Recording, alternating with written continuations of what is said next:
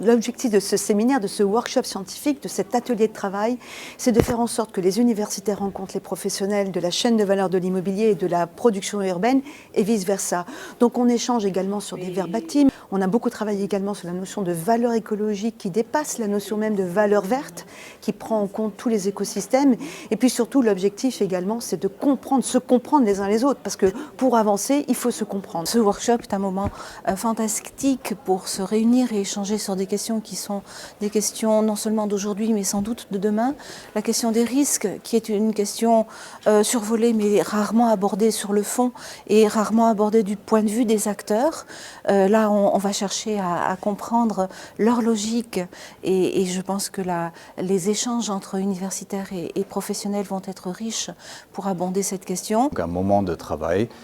extrêmement efficace où on sort avec une meilleure compréhension des enjeux et des solutions. Une occasion tout à fait nouvelle et unique de mettre autour d'une table, quoi qu'il n'y a pas de table, enfin en tout cas de faire discuter entre eux tous les acteurs de la chaîne de production du logement. Et il n'est pas si fréquent que ça qu'il puisse y avoir des débats aussi ouverts entre l'ensemble de ces acteurs et notamment entre les architectes, les promoteurs, les aménageurs. Donc de ce point de vue, c'est une opportunité importante d'apprendre à se parler, d'apprendre à s'écouter, d'apprendre à comprendre aussi les préoccupations des uns des autres. C'est toujours un plaisir dans le cadre de ces workshops de croiser les regards entre architectes, urbanistes, économistes sur des concepts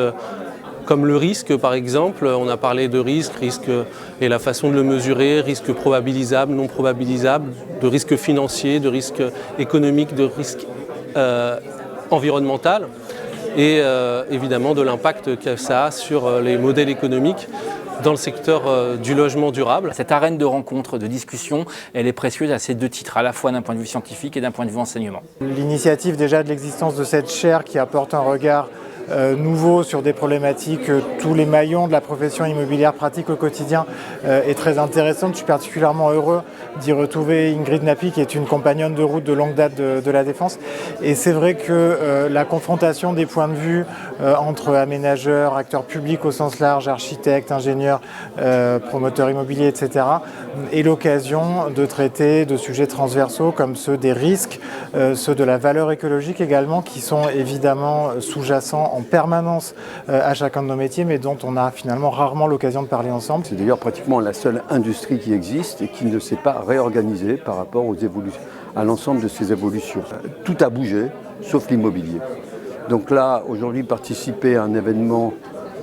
disons, à une réflexion entre universitaires et professionnels, c'est l'ouverture des débats.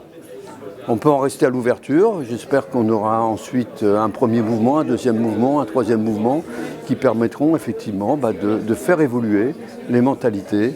de faire évoluer les process, parce que tout le monde vit aujourd'hui sur une forme de rente et cette rente, en fait, elle nous a amenés dans le mur.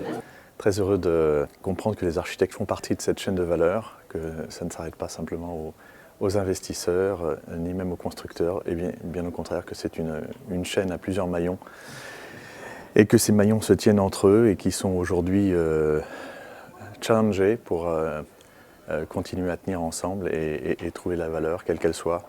et plus particulièrement pour ce qui concerne les architectes, de celle de la valeur sociale. Donc être au sein de la chaire aujourd'hui, c'est être capable d'entendre ces grandes mutations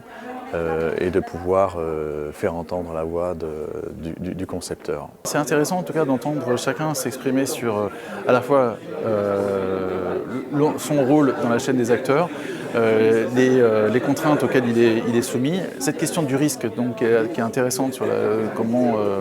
quel risque on porte chacun et quel risque d'ailleurs, ou en tout cas comment on perçoit ce que les autres acteurs de la fabrique de la ville en fait, qu'est-ce qu'ils perçoivent de nous en fait, à la fois comme dans le rôle qu'on peut avoir et dans le risque que l'on porte. Donc c'est intéressant en tout cas d'entendre chacun s'exprimer parce que je disais oui on se voit plutôt dans des logiques projets mais pas dans des moments où chacun partage vraiment ce qui lui tient à cœur, ses ambitions, ses engagements et surtout donc les verrous et les difficultés auxquelles il est confronté. Donc, on On a beaucoup parlé de modèle économique, de partage de valeur, de création de valeur et d'exigence. Donc l'intérêt, effectivement, c'est de se retrouver pour pouvoir échanger sur les pratiques qu'on peut mettre en place et de nouvelles pratiques qu'on pourrait mettre en place en ayant bien compris finalement quelles sont les contraintes de chacun, puisque chaque métier a des contraintes, qu'il soit promoteur, aménageur, financeur, investisseur. Chacun a ses contraintes propres et il faut qu'on arrive à réconcilier ensemble l'ensemble de nos contraintes pour que chacun puisse continuer à faire son métier. Alors j'étais vraiment ravie de participer à ce workshop qui nous a permis de travailler ensemble et d'exprimer la manière dont nous concevions notre activité, les risques auxquels nous sommes tous confrontés en tant qu'aménageurs, en tant qu'architectes, en tant que promoteurs, constructeurs et en ce qui me concerne, industriels et champions de la construction hors site. Et aujourd'hui, la très forte hausse des taux, notamment la très forte hausse de l'OAT, qui reste le benchmark du taux sans risque pour les investisseurs institutionnels, qui a augmenté de 100 points de base en quelques mois sur la période très récente, et un risque très important pour les investisseurs institutionnels parce qu'il remet en question leur allocation vers des actifs réels type le logement qui n'offrent pas ou peu de primes de risque par rapport à ce taux sans risque qui a donc augmenté et atteint des niveaux les plus élevés depuis une vingtaine d'années. Je suis venu parler de la montée en puissance du risque climatique, des coûts que ça occasionne sur le régime assurantiel et qui subit de plein fouet des tensions ces 10 dernières années et qui finit par impacter l'assurabilité des territoires, c'est-à-dire la capacité pour chacun des biens qui est assuré dans ce pays de pouvoir l'être à des tarifs qui sont compatibles avec ses capacités simplement à pouvoir s'offrir cette couverture. C'est assez rare d'avoir 3 heures devant nous pour croiser nos regards entre architectes, aménageurs, promoteurs, investisseurs, assureurs autour des enjeux de transition environnementale et écologique dans nos villes. Les solutions sont difficiles à imaginer aujourd'hui, clairement. Ce que je retiens en tout cas, c'est une lucidité et un esprit de responsabilité de l'ensemble des acteurs qui étaient réunis cet après-midi pour faire face à ces défis, ne pas les minimiser, ne pas minimiser non plus leur rôle dans cette situation et l'obligation qu'ils ont à trouver les chemins dans l'avenir. Et je retire de ce workshop d'aujourd'hui qui a croisé des professionnels venant de métiers complémentaires mais différents de cette fabrique de la ville, des universitaires, que je suis très confiant dans la capacité collective et notamment dans la collaboration entre les professionnels, les opérationnels qui fabriquent cette ville au quotidien et les universitaires